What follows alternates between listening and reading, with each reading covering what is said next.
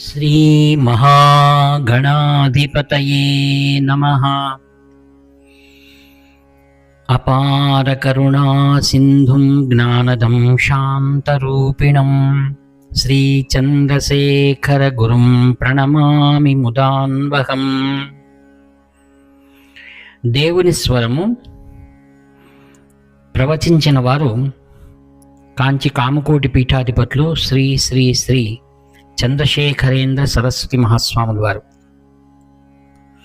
విషయము తలనొప్పికి సమాధానం తల తీసేయటమా ప్రశ్న. ఈ రోజులలో పై నాయకుల దగ్గర నుండి వీధిన పోయేవాడి దాకా ప్రతివాడు ఒక ప్రశ్నను అడుగుతున్నాడు. జాతి అనగా కులం అనేది ఎందుకు, అవసరం ఏమిటి అని. నేను మాత్రం ఈ అంశంపై ఎందుకు మాట్లాడకూడదు అని అనిపించి మాట్లాడడం ప్రారంభించాను. బాగా ఆలోచించిన మీదట ఇటువంటి విభజన అందరికీ శ్రేయస్కరమైనది అని అనిపిస్తుంది. మొత్తం సమాజపు ప్రగతి కోసం, వ్యక్తులకు కూడా మానసిక నిర్మలత్వం కోసం, ఆధ్యాత్మిక ముక్తి కోసం ఈ ఏర్పాటు ఎంతో సహాయం చేస్తుంది. నేనేదో అన్నాను కదా అని దీనిని ఒప్పుకోనవసరం లేదు. శాస్త్రాలు చెప్పాయి కదా అని కూడా దీనిని అంగీకరించనక్కర్లేదు. మనలను వెనకబడిన వారు, ప్రగతికి శత్రువులు అని అన్నా పర్వాలేదు. కానీ అందరూ ఒక విషయాన్ని ఒప్పుకుంటారు. ఈ దేశం ఏదో విధంగా బాగా ప్రగతిని సాధించాలని లక్ష్యం కలిగిన ఒక ఆయన ఉండేవాడు. దేశంలో ప్రవృత్తిమై ఉన్న అంతరాలను, అంధవిశ్వాసాలను నిర్మూలించేస్తానని, వెనకబడిన తరగతుల ప్రజలను అందరితో సమానంగా చేస్తానని ఆయన కంకణాన్ని కట్టుకున్నాడు అని అంతా నమ్ముతారు కదా. అట్టి గాంధీ కూడా మనస్ఫూర్తిగా వర్ణాశ్రమ ధర్మాన్ని ఒప్పుకొని ప్రశంసించాడు. ఈ వ్యవస్థలోని మంచి అంశాలను అంగీకరించేందుకు ఈ విషయం గాంధీ అంగీకారం మీకు ప్రోద్బలం ఇస్తుందని అనిపించి ఈ మాటలను చెబుతున్నాను.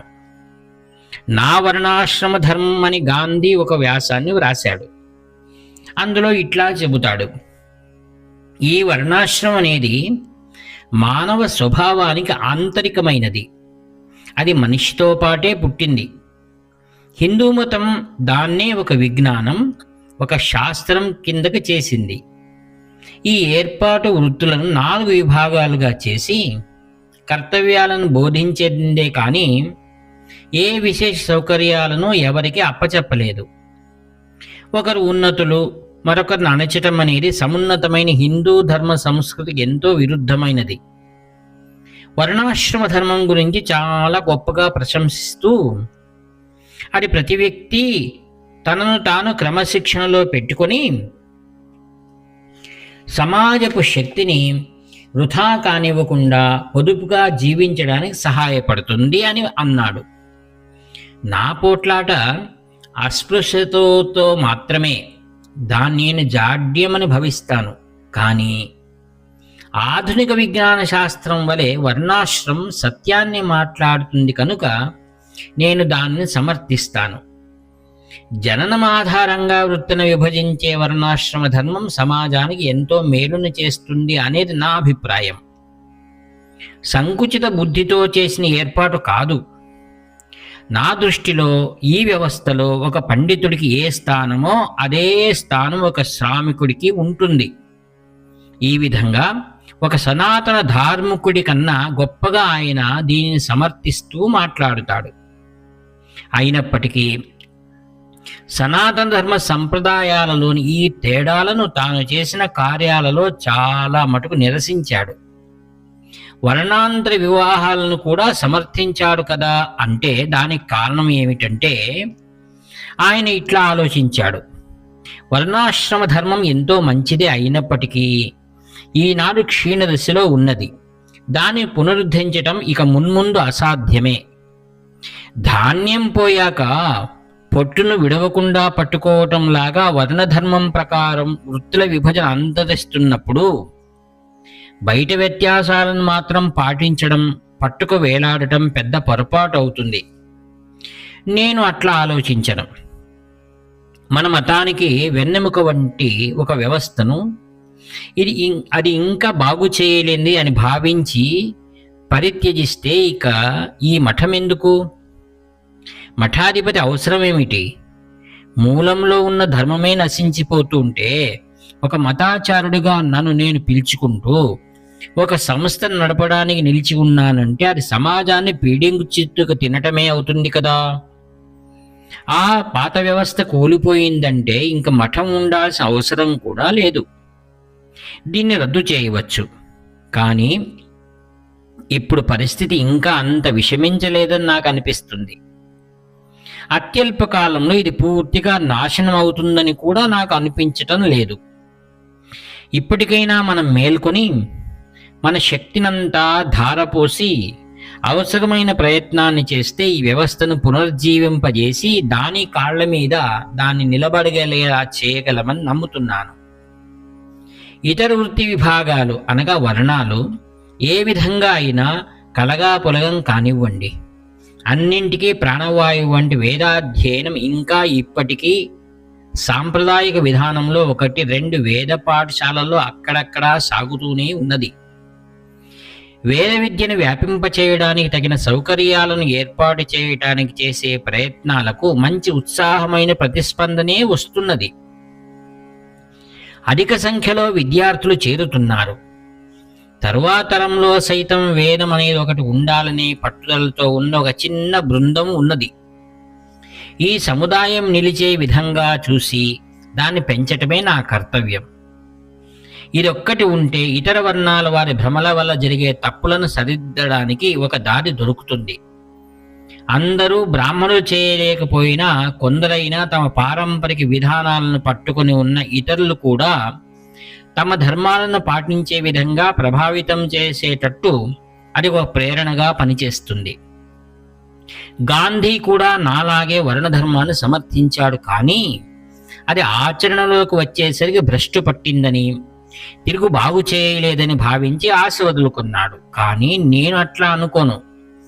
ఈ ధర్మం అనే నిప్పు ఇంకా పూర్తిగా ఆరిపోలేదు. కొన్ని నిప్పు రవ్వలను రాజేయగలిగితే తప్పకుండా అగ్ని రాజుకుంటుంది.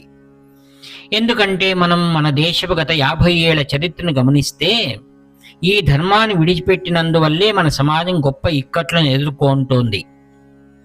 వర్ణ ధర్మాలను పాటించని ఇతర గొప్ప సంస్కృతులను చూస్తే అక్కడ ఇదే స్థితి కనిపిస్తుంది. భారీ యంత్రాలు, పెద్ద పెద్ద పరిశ్రమల మిల్లులు రాక వల్ల పారంపరిక పరిశ్రమలన్నీ క్షీణించాయి. జీవితం సరళంగా ఉన్నప్పుడు యంత్రాలను ఎక్కువ చోట ఉండదు. చేతి వృత్తులలో వస్తువులను ఉత్పత్తి చేస్తూ ప్రజలు సామాన్య జీవితాన్ని గడిపినట్లయితే మనం పాత వ్యవస్థను మనిషి శ్రమతో వస్తువులు తయారు కావాలి.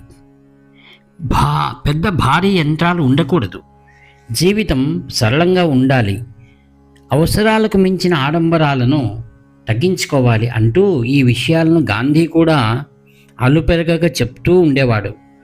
అతడి అభిప్రాయాలు వర్ణధర్మం కొనసాగటానికి అనుకూలంగా ఉన్నాయి. కానీ నేడు ప్రభుత్వపు ప్రణాళికలు, ప్రజల ధోరణి చూస్తున్నట్లయితే సరళమైన జీవనానికి, గృహ పరిశ్రమలకు విరుద్ధంగా ఉన్నది. కానీ మాటల్లో గాంధీని పొగడటం ఏమీ తగ్గలేదు.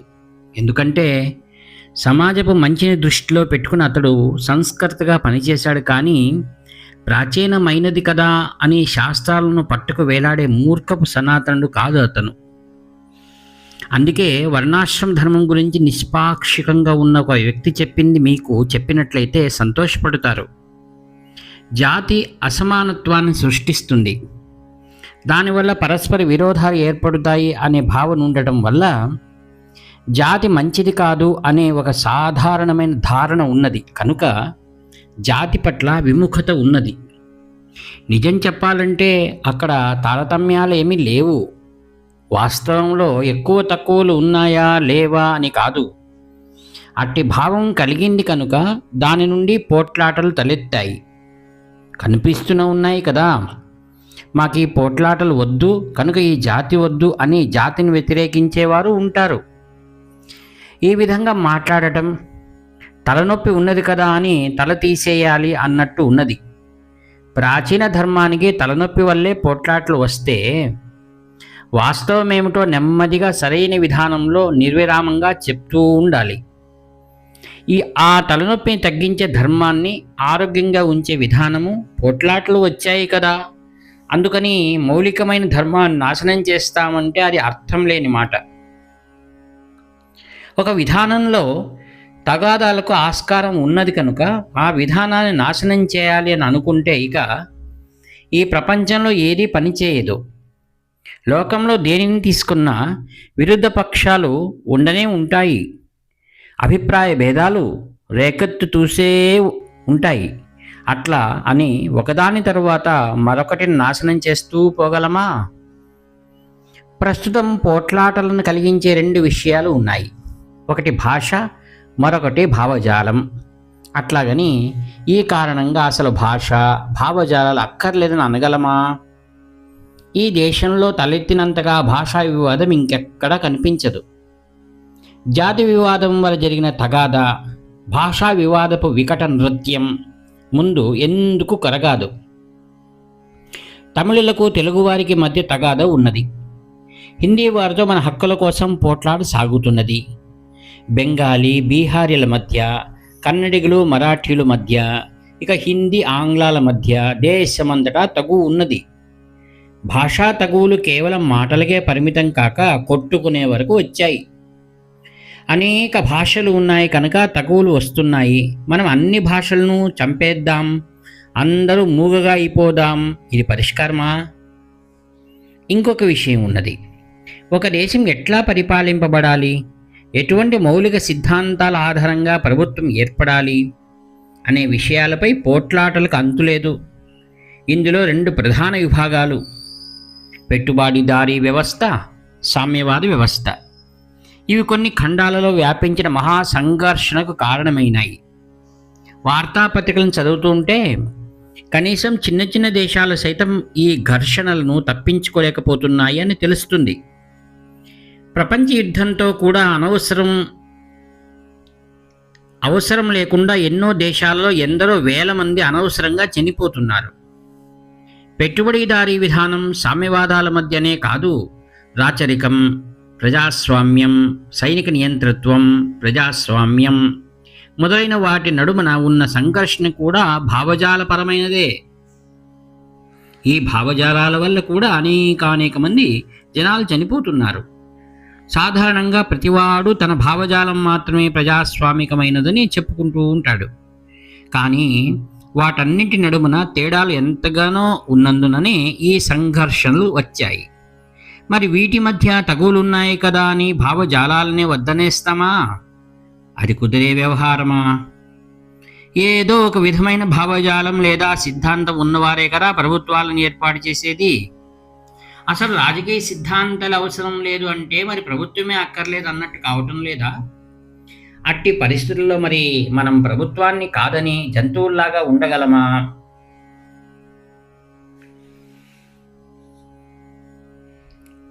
ఒకవేళ భాషా తగువులు కనుక భాషే వద్దు, భావజాలాల మధ్య వివాదాలను కనుక ప్రభుత్వమే వద్దు అనేది ఒప్పుకుంటే అప్పుడు జాతి పేరు మీద కూడా తగాదాలు చెలరేగుతున్నాయి.